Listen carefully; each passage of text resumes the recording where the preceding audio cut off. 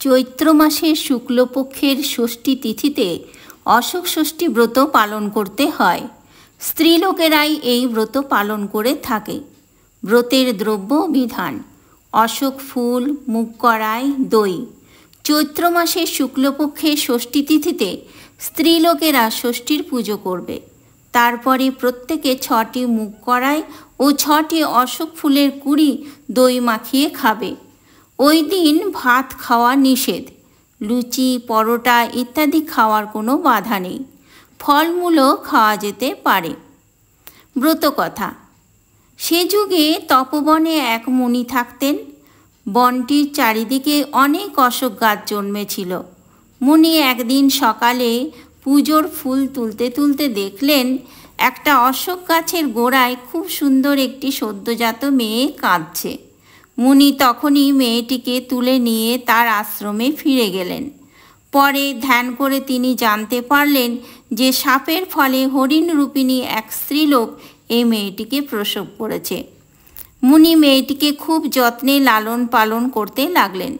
হরিণীও রোজ একবার করে এসে মেয়েটিকে দুধ খাইয়ে যেতে লাগলো। অশোক গাছের গোড়ায় তাকে পাওয়া গিয়েছিল বলে মুনি মেয়েটির নাম রাখলেন অশোকা। এইভাবে মেয়েটি ক্রমে বেশ বড় হয়ে উঠল। এখন তার বিয়ে দেওয়া দরকার। মুনি তখন মনে মনে স্থির করলেন যে পরের দিন সকালে প্রথমে তিনি যার মুখ দেখবেন তারই সঙ্গে অশোকার বিয়ে দেবেন। দৈবের লীলা কে বুঝবে? পরের দিন সকালে উঠে মুনি দেখতে পেলেন যে এক রাজপুত্র তার অনেক লোকজন নিয়ে আশ্রমের দরজায় অপেক্ষা করছে। মুনি তাকে জিজ্ঞেস করলেন, তুমি এখানে এসেছো কেন? রাজপুত্র বলল, আমি মৃগয়া করতে বেরিয়েছিলাম। কাল রাত্রিরে খুব ঝড় জল হওয়ায় আর ফিরতে পারিনি। আপনার কুটিরে আশ্রয় নিয়েছিলাম। মুনি দেখলেন ভালো সুযোগ। তখন তিনি রাজপুত্রকে নিজের ইচ্ছের কথা জানালেন। মুনির কথা শুনে রাজপুত্র মেয়েটিকে বিয়ে করতে রাজি হলো। আর মুনি রাজপুত্রের হাত ধরে অশোকাকে তার হাতে সঁপে দিলেন। মুনি পরে বললেন, কুমার, আমি তোমার পরিচয় জানি না, আর তুমিও এর পরিচয় জানো না। তবুও আমার কথা, তুমি একে বিয়ে করলে। তুমি আর তোমার বাবা এ বিয়েতে খুশিই হবেন। অশোকা খুবই গুণের মেয়ে। তারপর মুনি আবার অশোকাকে বললেন, মা অশোকা, এই অশোক ফুলের বিচিগুলো দিচ্ছি, নিয়ে যা, আর এখান থেকে যাবার পথে বিচিগুলো রাস্তায় ছড়িয়ে দিবি। তাহলে রাজবাড়ি পর্যন্ত অশোক গাছের সারি হয়ে যাবে, আর দরকার হলে তুই একলাই এই অশোক গাছের সারি ধরে আমার কাছে পথ চিনে আসতে পারবি। আর অশোক ফুলগুলো শুকিয়ে রেখে দিস। চৈত্র মাসে অশোক ষষ্ঠীর দিনে ওগুলো খাস, তাহলে জীবনে কখনো শোক তাপ পাবি না। মুনিকে প্রণাম করে রাজপুত্র অশোকাকে সঙ্গে নিয়ে রাজবাড়িতে ফিরে গেল।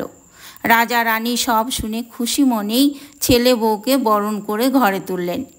এরপর বেশ কিছুদিন কেটে গেল। অশোকার 7 ছেলে ও 1 মেয়ে হয়েছে। রাজা রানী সময় মতো সকলেরই বিয়ে দিয়ে স্বর্গে গেছেন।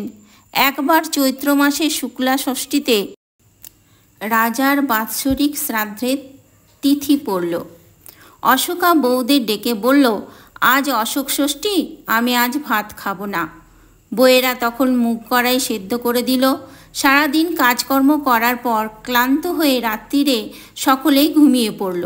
পরের দিন অশোকা দেখল যে ছেলের বউয়েরা কেউ ঘুম থেকে ওঠেনি। শেষে ঘরের দরজা ভেঙে ফেলে অশোকা দেখল যে সকলেই বিছানায় মরে পড়ে আছে।